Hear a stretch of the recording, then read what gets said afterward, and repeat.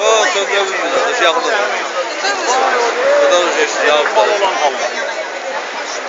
Zamanın malını 50 min, 100 min değil, hem 30 min mal var. Gözlerler ki yansıtlar.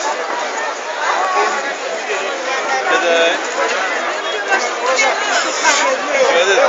Gəlin bir də burada görür. Dedim, bu da o keçibdir, nə var onunla görmüşsən, nə vəziyyət görmüşsən, nə tarz. Gəlsin aparaqları.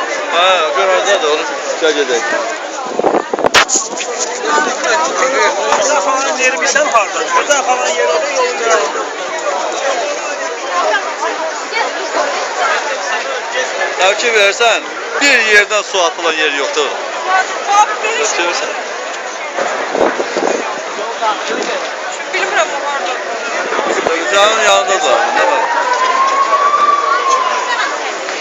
Telefonu var onun səndə. Nömrəsini bilirsən. Ay Mələk, Mələk. Yoxdur nömrəsi. Mələk.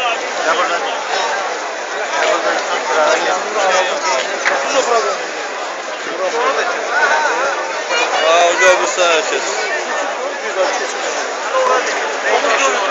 O külək yerini dəyişər.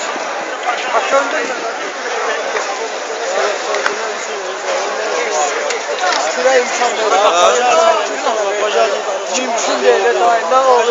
Pazar yaxındır, çox yaxın, təhlükəlidir. Pazar nə təhlükəlidir? Bir damcı var ya, onu da qabağında deyər. Qəzet izlər, düzdür. Güzel kardeşim var orada. Senin yazır, hamı. Bundan bana olmadı. Ben Bakıya gittim. Bütöv get. Tamam, sağ ol, gəl gedək. 7 yaşından sonra.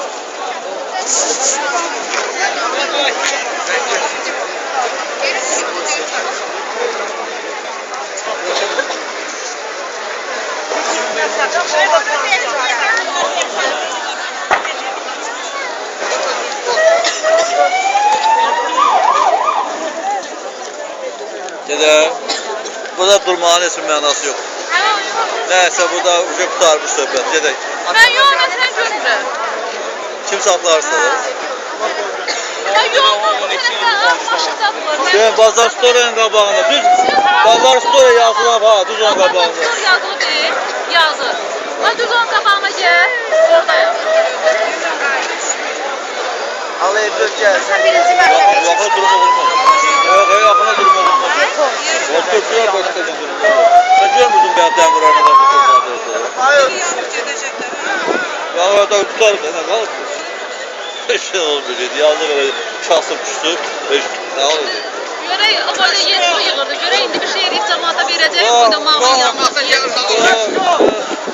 Yedin, yedin. Yedin de.